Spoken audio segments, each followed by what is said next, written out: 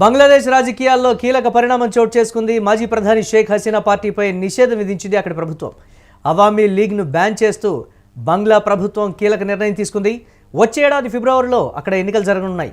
Awami league గుర్తింపును రద్దు చేసింది అక్కడి ఎన్నికల సంఘం. వచ్చే పార్లమెంట్ ఎన్నికల్లో అవామీ లీగ్ పోటీలో ఉండదని బంగ్లా సర్కార్ కీలక ప్రకటన చేసినటువంటి బ్రేకింగ్ న్యూస్ చూస్తున్నాం. దీనిపై మరిన్ని అప్డేట్స్ మా కరెస్పాండెంట్ వెంకట్ అందిస్తారు. వెంకట్, ఏ విధంగా చూడాలి? షేక్ హసీనాకు సంబంధించి పూర్తిగా ఆనవాళ్లు మొత్తం తుడిచేసేటువంటి ప్రయత్నం కింద చూడాలంటారా? ప్రస్తుత పరిస్థితులు చేయి దాటిపోయాయి అనేటువంటి మాట. ప్రపంచం మొత్తం అక్కడ జరుగుతున్నటువంటి పరిణామాలను కీలకంగా గమనిస్తున్నటువంటి సిచ్యువేషన్లో వచ్చినటువంటి రాజకీయపరమైనటువంటి అంశం ఇది. ఎలా చూడాలంటారు దీన్ని?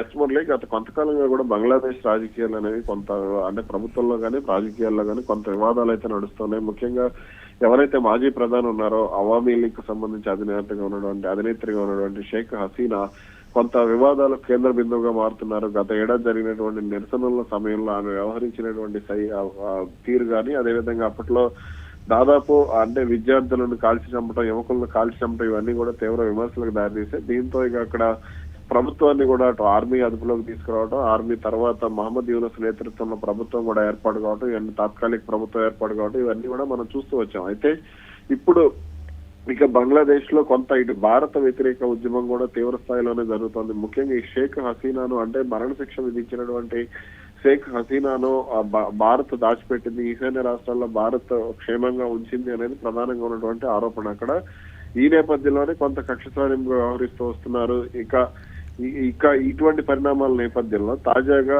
అవామీ లీగ్ ను అక్కడ ప్రభుత్వం బ్యాన్ చేసింది. వచ్చే ఏడాది ఫిబ్రవరిలో బంగ్లాదేశ్ ఎన్నికలు జరగనున్నాయి. ఇక ఈ నేపథ్యంలోనే అవామీ లీగ్ గుర్తింపును రద్దు చేశారు. వచ్చే పార్లమెంట్ ఎన్నికల్లో ఆ పార్టీ పోటీలో ఉండదంటూ కూడా బంగ్లా సర్కార్ ప్రకటన చేసింది. అంటే ఈ పార్టీకి సంబంధించి ఏదైతే ఇప్పుడు షేక్ హసీనా ప్రభుత్వం ఉందో అక్కడ గతంలో చేసినటువంటి హింసాత్మక కార్యక్రమాలు, ఆ పార్టీ నాయకులుగా ఉన్నటువంటి మంత్రులు చేసినటువంటి వ్యవహార శైలి కారణంగా అక్కడ పరిస్థితులు కొంత ఇబ్బందికరంగా దారి తీయడం జరిగింది. దీంతో కొంత కఠినంగానే వ్యవహరించడం జరుగుతుంది. రైట్, ఏ విధంగా చూడాలంటే రాబోయే రోజుల్లో పరిణామాలన్నీ పూర్తిగా రాజకీయపరమైనటువంటి అంశాల్లో అన్నీ చేయి దాటిపోయేటువంటి పరిస్థితులు ఉంటాయి. ప్రజాస్వామ్యం కూడా బంగ్లాదేశ్లో ఉండదు, ఇప్పటికే మొత్తం పోయింది.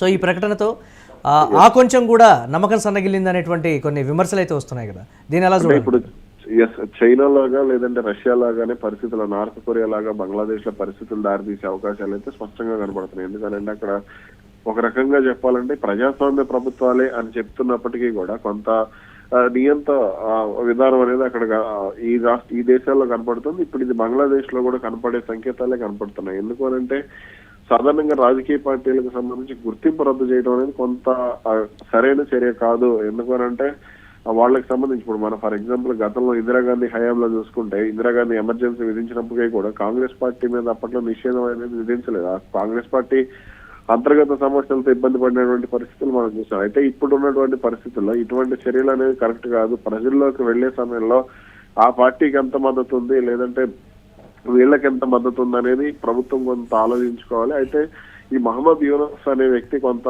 ఆమెకు వ్యతిరేకంగానే వెళ్ళడం, అవన్నీ కూడా అక్కడ బంగ్లాదేశ్ లో జరుగుతున్న ఉద్యమాలన్నీ కూడా షేక్ హసీనాకు వ్యతిరేకంగా జరుగుతున్న పరిణామాలుగానే చూసుకోవాలి. ఎందుకంటే మన భారత్ కు సంబంధించి ఆమె సన్నిహితంగా ఉన్న గతంలో ఆమె ప్రధానిగా ఉన్న సమయంలో కూడా భారత్ తో చాలా మంచి సంబంధాలు ఉండేవి.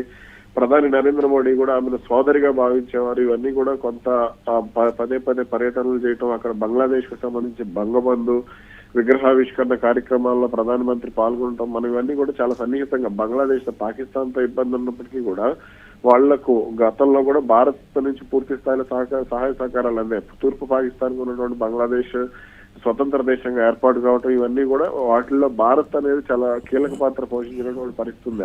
అటువంటి పరిస్థితుల్లో భారత్ లాంటి దేశంతో కయ్యానికి కాలు దవ్వటం, పదే అక్కడ నిరసన కార్యక్రమాలు చేయటం ఇవన్నీ కూడా మనం చూస్తూనే వచ్చాం. కాబట్టి వీటన్నింటినీ కూడా ఇప్పుడు బంగ్లాదేశ్ లో పరిస్థితులు బాగాలేదు.